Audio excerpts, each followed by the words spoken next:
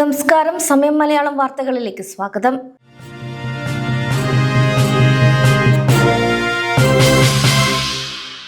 യുഎയിലെ സർക്കാർ സേവനങ്ങളിൽ വിപ്ലവകരമായ മാറ്റവുമായി ഭരണകൂടം. അടുത്ത 2 വർഷത്തിനുള്ളിൽ രാജ്യത്തെ 50% സർക്കാർ സേവനങ്ങളും AI സംവിധാനത്തിലേക്ക് മാറ്റുമെന്ന് യുഎഇ വൈസ് പ്രസിഡന്റും പ്രധാനമന്ത്രിയും ദുബായ് ഭരണാധികാരിയുമായ his highness Sheikh Mohammed bin Rashid Al Maktoum അറിയിച്ചു. President his highness Sheikh Mohammed bin Zayed Al നഹാന്റെ നിർദ്ദേശപ്രകാരമാണ് ഈ ഒരു പദ്ധതി നടപ്പിലാക്കുന്നത്. ഇതോടെ മനുഷ്യ ഇടപെടലില്ലാതെ തന്നെ സ്വയം തീരുമാനങ്ങൾ എടുക്കാനും ജോലികൾ പൂർത്തിയാക്കാനും കഴിയുന്ന ഏജന്റിക് AI സംവിധാനം നടപ്പിലാക്കുന്ന ലോകത്തിലെ ആദ്യ രാജ്യമായി യുഎഇ മാറും. യുഎയിലെ താമസക്കാരായ പ്രവാസികളെ സംബന്ധിച്ചിടത്തോളം ഈ ഒരു മാറ്റം വലിയ ആശ്വാസമാവുകയും ചെയ്യും. വിസ പുതുക്കൽ, എമിറേറ്റ്സ് ID സേവനങ്ങൾ, മറ്റ് സർക്കാർ അനുമതികൾ എന്നിവ ഇപ്പോൾ ലഭിക്കുന്നതിനേക്കാൾ വേഗത്തിലും കൃത്യതയോടെയും ലഭിക്കാൻ ഇത് ഒരുപാട് സഹായിക്കും. മനുഷ്യ ഇടപെടൽ കുറയുന്നതോടെ അപേക്ഷകളിലെ കാലതാമസം ഒഴിവാക്കുകയും 24 മണിക്കൂറും തടസ്സമില്ലാത്ത സേവനങ്ങൾ ലഭ്യമാക്കുകയും ചെയ്യും. റോഡുകളിൽ അശ്രദ്ധമായും അപകടകരമായും വാഹനമോടിക്കുന്നവർക്കെതിരെ കർശന നടപടിയുമായി ദുബായ് പോലീസ്. പൊതുജനങ്ങളുടെ സുരക്ഷയ്ക്ക് ഭീഷണിയാവുന്ന രീതിയിൽ നിയമലംഘനം നടത്തിയ നിരവധി ഡ്രൈവർമാരെ പോലീസ് അറസ്റ്റ് ചെയ്തു. ഇതോടെ ഗതാഗത നിയമങ്ങൾ ലംഘിക്കുന്ന കാര്യത്തിൽ യാതൊരു വിട്ടുവീഴ്ചയും ഉണ്ടാകില്ലെന്നും പോലീസ് ശക്തമായി പറഞ്ഞു. കൂടാതെ അശ്രദ്ധമായ ഡ്രൈവിംഗ് വീഡിയോ ദുബായ് പോലീസ് ഔദ്യോഗികമായി പുറത്തുവിട്ടിട്ടുണ്ട്. അമിത വേഗതയും പെട്ടെന്നുള്ള ലൈൻ മാറ്റങ്ങളും എങ്ങനെയാണെന്ന് വലിയ അപകടങ്ങളിലേക്ക് നയിക്കുന്നതെന്ന് ഈ വീഡിയോയിൽ വ്യക്തമാണ്.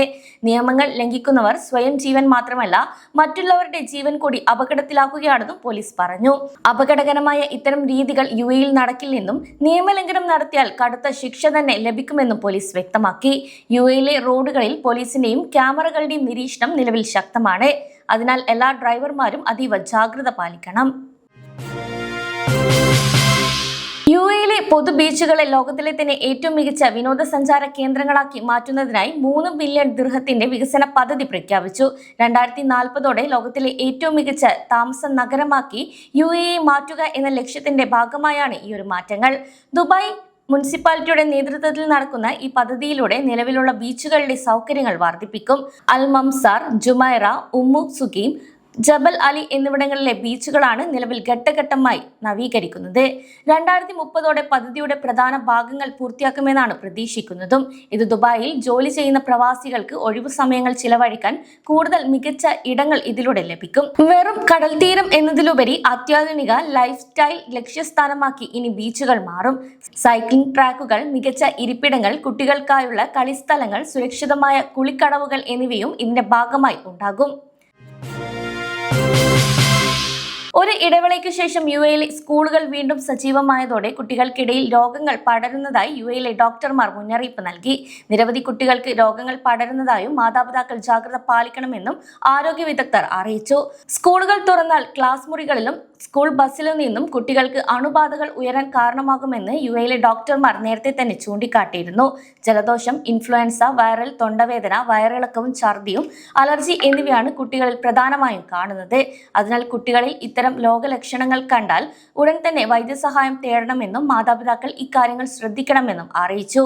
കൂടാതെ യുഎയിലെ കാലാവസ്ഥയിൽ AC ക്ലാസ് മുറികൾക്കുള്ളിലെ തണുപ്പും പുറത്തെ ചൂടും തമ്മിലുള്ള പെട്ടെന്നുള്ള മാറ്റം കാരണമാണ് കുട്ടികളിൽ രോഗങ്ങൾ പടരുന്നത് കാരണമാവുന്നത്. സുരക്ഷിതമല്ലാത്ത സാഹചര്യത്തിൽ സൂക്ഷിച്ചിരുന്ന 13 ടണ്ണിലധികം ഭക്ഷ്യവസ്തുക്കൾ അൽ ദൈദ് മുനിസിപ്പാലിറ്റി പിടിച്ചെടുത്തു. ഷാർജയിലെ അൽ ദൈദ് വ്യാവസായിക മേഖലയിൽ പ്രവർത്തിച്ചിരുന്ന ലൈസൻസ് ഇല്ലാത്ത ഒരു വെയർഹൌസിൽ നടത്തിയ മിന്നൽ പരിശോധനയിലാണ് ഭക്ഷ്യവസ്തുക്കൾ പിടിച്ചെടുത്തത്. മുനിസിപ്പാലിറ്റിയുടെ പൊതുജനാരോഗ്യ വകുപ്പിന് കീഴിലുള്ള ഭക്ഷ്യ നിയന്ത്രണ വിഭാഗത്തിന് ലഭിച്ച വിവരങ്ങളുടെ അടിസ്ഥാനത്തിലാണ് പരിശോധന നടത്തിയതും.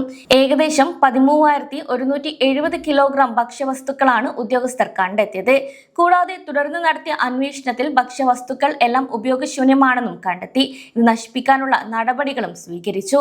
കൂടാതെ ലൈസൻസ് ഇല്ലാതെ പ്രവർത്തിച്ചിരുന്ന ഈ സ്ഥാപനത്തിനെതിരെ കർശനമായ നിയമ നടപടികൾ സ്വീകരിക്കുമെന്നും അധികൃതർ അറിയിച്ചിട്ടുണ്ട്. ഫ്രീസറുകളോ റെഫ്രിജറേറ്ററുകളോ ഇല്ലാതെ ഉയർന്ന താപനിലയിലാണ് ഭക്ഷ്യവസ്തുക്കൾ സൂക്ഷിച്ചിരുന്നത് എന്നും കണ്ടെത്തി.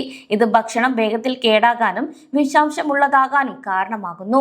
ഇതോടെ ഗൾഫ് സമയം ബുള്ളറ്റിൻ അവസാനിക്കുന്നു. നമസ്കാരം.